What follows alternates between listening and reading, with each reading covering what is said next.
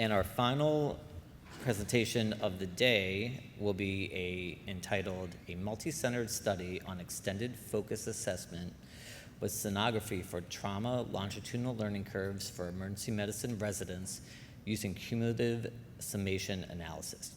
And this is presented by Dr. Lynn Ropolo.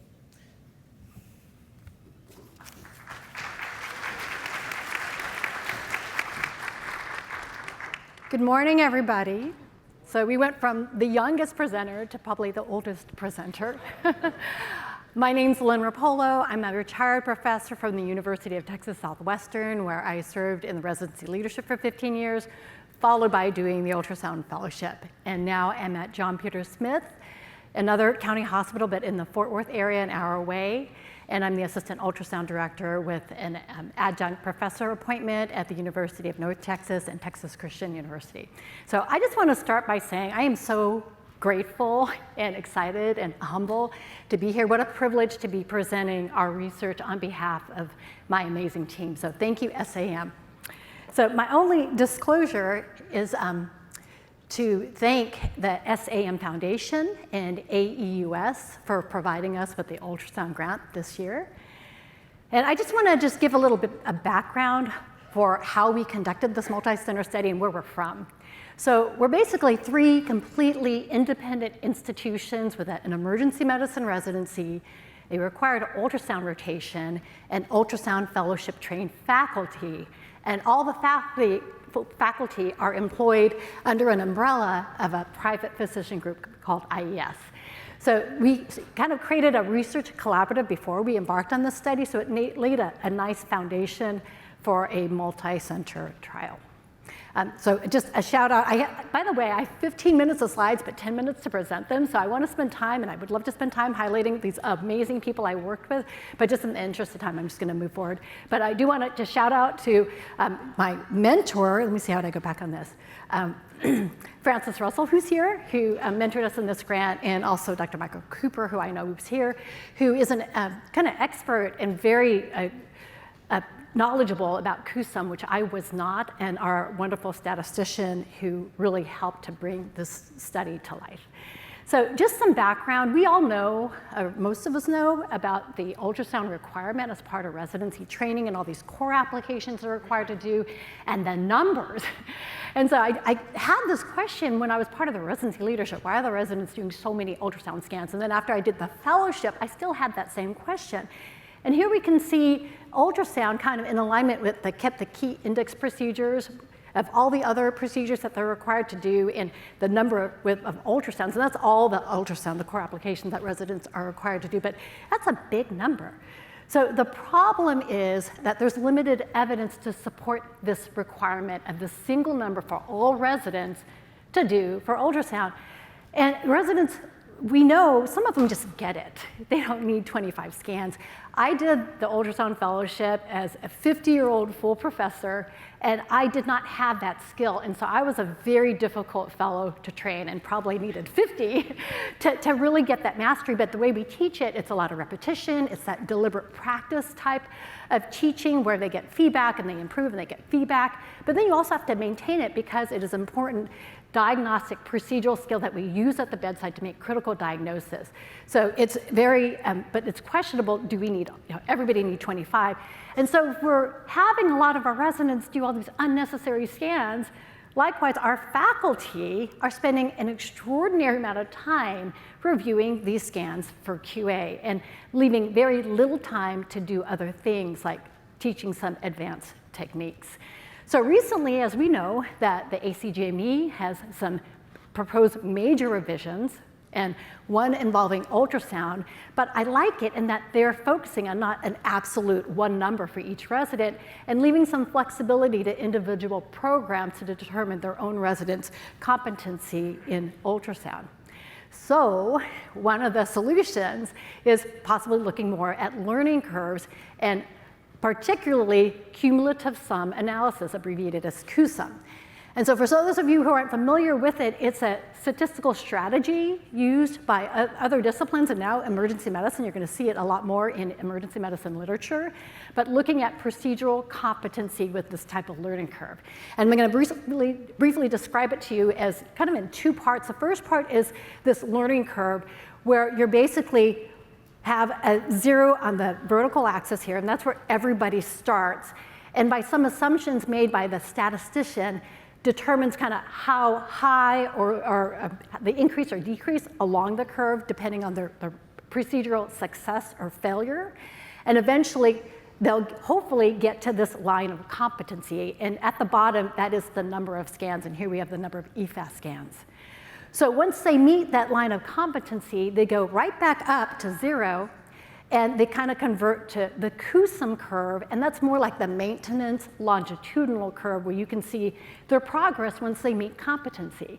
And you want your learner to be between that 0, because you can't get like lower than 0 once you've achieved competence, and this other line that is determined by those assumptions in your stats program, but that's where you have your out of control line. And if you go above that line, that should be a red flag that that learner needs remediation. So that's in a nutshell. Before we did this study, wanting to do some multi-center research, we did a pilot with all our data, our raw data, without having changed anything. And we realized we had so many variabilities in the way we taught eFAST and the way we were QAing it. But we looked at the top performers of our combined interns from the 3 institutions, and we found, and we were so excited about this, that all of them achieved competency in much lower than 25 scans. So we decided to apply for their grant, and I'm just going to focus on our specific aim number 1, which was to determine the number of examinations required to attain proficiency of the eFAST by our EM intern learners during their rotation using CUSUM analysis. We hypothesized that all of them would achieve competency in less than 25 scans. So our big kind of global methodology, this is a multi-center study, 3 institutions in the same geographical location. We did a retrospective review of our prospectively gathered QA data, which was a lot cleaner because we combined our ideas and we created the same eFAST curriculum, the same eFAST rubric, and then just this evaluation process. At the end, they had a standard direct observation that was one-on-one with one of their ultrasound faculty. A shout out to Viet Vong Vo from UT Southwestern. He created this rubric when he was our fellow at UT Southwestern. And I just want to focus on what we established as criteria for minimal competency for the eFAST. And that is this second column here that looks at just critical structures like the caudal tip of the liver that needs to be included in these video clips on each part of the eFAST exam, so they can determine is there free fluid, a pericardial effusion, any pleural effusion, pneumothorax sort of thing. And so those were the minimal criteria. The third column, by the way, if they got great gain and depth and fan through, those are extra points to go kind of higher on that 1 to 5 scale that a lot of ultrasound faculty grade the ultrasound scans by, but we were focusing on the minimal criteria, and they also needed to be able to identify important pathology, and that's what we considered to be competent. So our fellow at the time collected 30 eFAST scans of varying image acquisition quality, sprinkled in some pathology, put them in de-identified Google Drive folders, and all 4 faculty from the 3 institutions reviewed them independently and scored them. So we did this before our ultrasound rotators started at the interns because we wanted to be on the same page. So we did 3 rounds of this. When we did the first round, there were several disagreements, so we came together, discussed it, did another round, and then we finally had an inter-rater reliability of 1, and that was before all of our rotators started. So just wanted to share our data collection sheet, and now to focus on what we sent our statistician to do CUSUM analysis. So for CUSUM, all he needed to know for each individual consecutive scan for each learner, were they competent or were they not competent? And so based on that rubric that I shared with you, they got a 1 or a 0 for each of their consecutive scans, and that's all our statistician used. Here's just kind of a global picture of what the ultrasound experience looked like for our interns. So each institution had an ultrasound boot camp in July, and it's your traditional 4 hours of conference, standardized patients, some hands-on practice on all the core applications. Then when they came to rotate with us, they got a pre-rotation survey that had some basic demographic information, de-identified, gave them a study number, and also got a little history as to how much ultrasound they had experience they had prior to residency.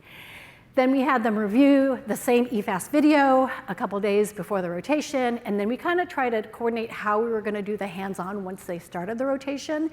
And then they were all required to do 25 eFAST scans, and most of those, vast majority of them were independent, and we did have them note, by the way, when they did their interpretation if they had any hands-on assistance, and that was kind of a data point. But then at the end, we all did a one-on-one standard direct observation. Everybody got QA within 1 week.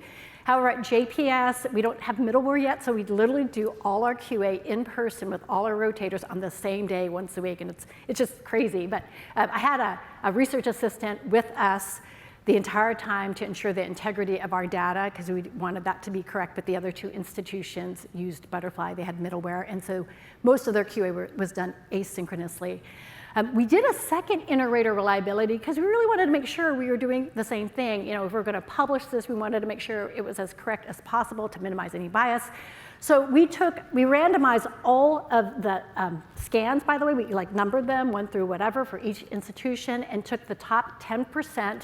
They were de-identified, and those scans were sent to somebody else from within our study, another faculty, who reviewed them and scored them, and we compared that to the original score. Here's our results, 29 EM interns. What was interesting is 70% of them came with prior ultrasound experience, so people are getting that in medical school. All achieved the standard competency with the SDOT. The average number of scans to achieve competency with all of our learners was only 8. And one thing that was surprising, that there was no difference between the interns that had prior ultrasound experience and those that did not. Here's a nice kind of global picture of all our learners with their CUSUM curve on kind of overlapping, so there's a lot of overlap, and I know it's confusing, but I just wanted to share it with you. I also wanted to share with you the assumptions and how our statistician did it. He used R for his stats program, and then the assumptions were our null hypothesis, and this was just by consensus, that a not competent individual would fail 40% of the time. On the contrary, the alternative hypothesis was that a competent individual after our training would only fail 10% of the time, and that was data, that statistic was obtained from a study in Toronto. So just some additional information. We looked at some other things. I just wanted to highlight at the very bottom, the total scans that were graded as not competent were significantly lower at JPS, which made us concerned that we're doing QA in front of everybody, a little pressure that might have influenced our decision. So we're glad that we did that inter-rater reliability of the 10% randomized sample, and I just want to highlight the numbers at the very bottom, which weren't bad. They were actually excellent when I reviewed BUMPSY's data and compared it to their original score. But as you can see for JPS, look at that third line where it says the disagree, incompetent. That means that we graded our resident scan as incompetent, but either Dr. Lin or Dr. Potomac from the other institutions actually graded it as competent. So we weren't really grading that differently, if you will.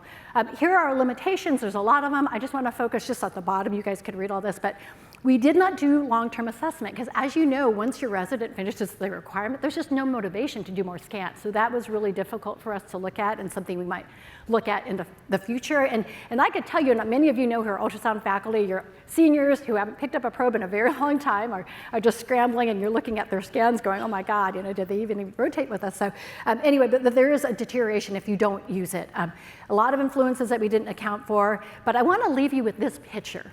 Okay, many of you have kids, or all of you know what the growth chart looks like. You get a new height and weight, and you push a button, and you see that individual either on the curve or off the curve, and raises some concerns that something needs to be done.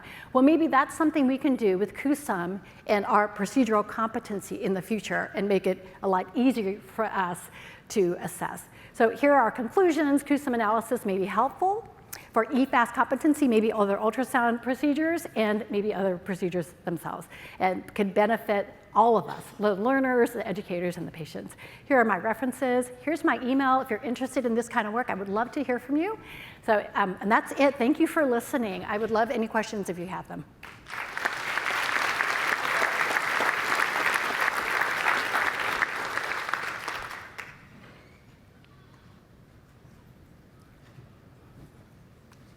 Any questions?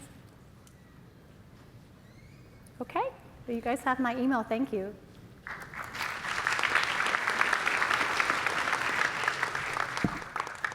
Thank you, Dr. Rapolo.